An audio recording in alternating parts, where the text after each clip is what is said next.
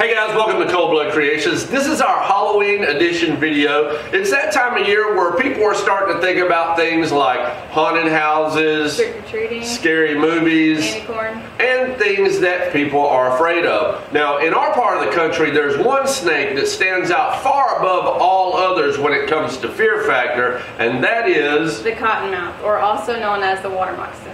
So in this video, we're going to highlight that fearful snake in the spirit of Halloween, the cottonmouth water moccasin, and we're going to dispel some commonly believed myths that make this creature a little more scary than it actually is.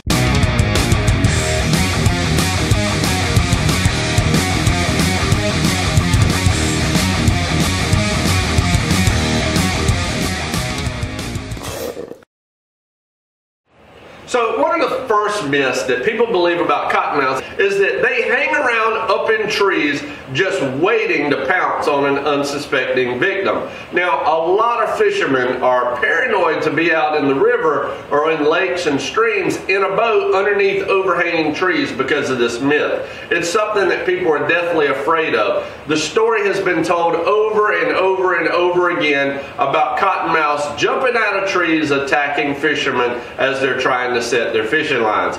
Cottonmouths are a large body snake and their body's just not adapted well to climbing. Now, where this myth actually came from is that their counterpart that looks very similar, the common water snakes, are often found in trees. And most people see water snakes in trees, and if a snake is close to water in the South, people falsely assume that it's got to be a water moccasin or a cottonmouth. And so when they see water snakes in trees, the fear factor sets in. People are afraid because they think it's something dangerous, it's something venomous. Now, the idea of a dangerous, venomous snake in trees waiting to pounce on somebody, that may be something good for a horror movie, but unfortunately, in real life, it's only a myth.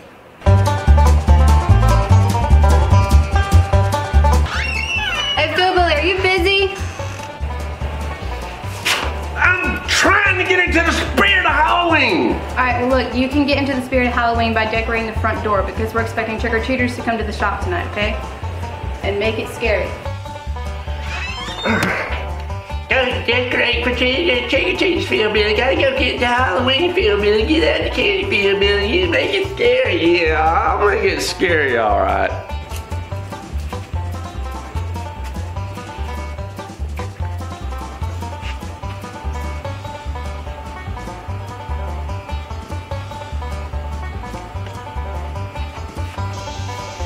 Hey Philbilly. I'm going to lunch.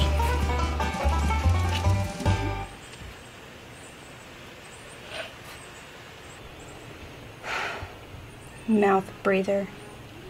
So another fear that people have concerning cottonmouths is that they're going to chase you. And guys, we all know a horror movie wouldn't be a horror movie without its stereotypical chase scene. Now, a lot of people often associate this with cottonmouths, and here's the thing, cottonmouths are not Michael Myers. They are not going to chase us. If anything, we look like predators towards cottonmouths because we're much larger than them. So cottonmouths are going to rely on their camouflage and do anything they can to get away from us rather than chasing us.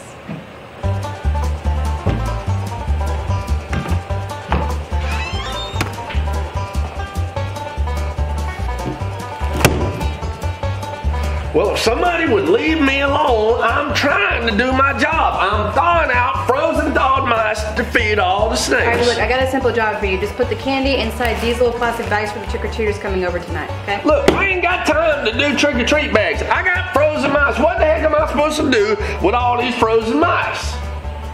You can do two jobs at once.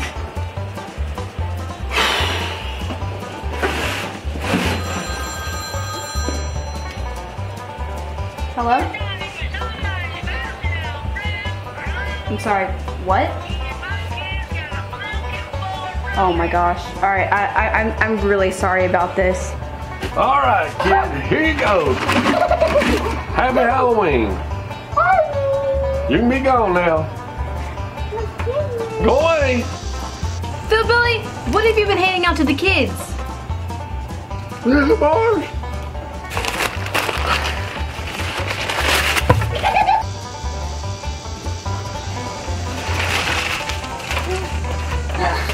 Friends don't lie. All right, so the final myth we're going to talk about here is one that's oh so common, and that is that cottonmouths live in schools or beds underneath the water. Now, more than one time in my life, I've heard the story of a kid that jumped in a pond and fell into a bed of cottonmouths, or a skier that fell off his skis and landed in a bed of cottonmouth and was bitten over and over again. Now, while this may make an incredibly exciting scene in a horror movie, once again, it's simply not based on fact. Now, a couple reasons why this myth is absolutely false is, number one, cottonmouths, like most reptiles, are solitary animals. With the exception of hibernating dens and maybe during the breeding season, cottonmouths would just as soon be left to themselves. That way they're not competing for resources such as food. The other myth, problem rather with this myth is that cottonmouths are reptiles. They're not fish. They don't have gills, therefore they can't survive for long periods of time underwater, certainly not long enough to school underneath the water and wait on an unsuspecting victim. Oh, sir, I'm sorry about the rats, okay? It's not my fault. Just feed them to your cat. Are you serious? I thought it was funny. You know, you need to just lighten up. Go get you a midnight snack and calm down a little bit.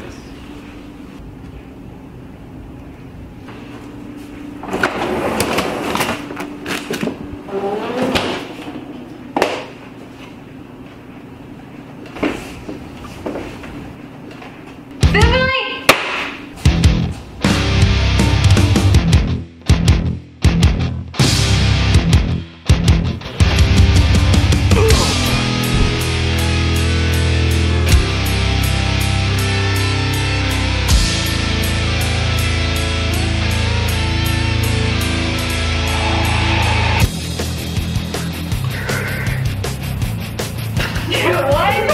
Candy corn. You stole mine. I like Halloween because it makes me smell manly. Try not to laugh. I guess you thought that was funny. You the one said. Daniel! Y'all about to tighten up, my ego's getting cold.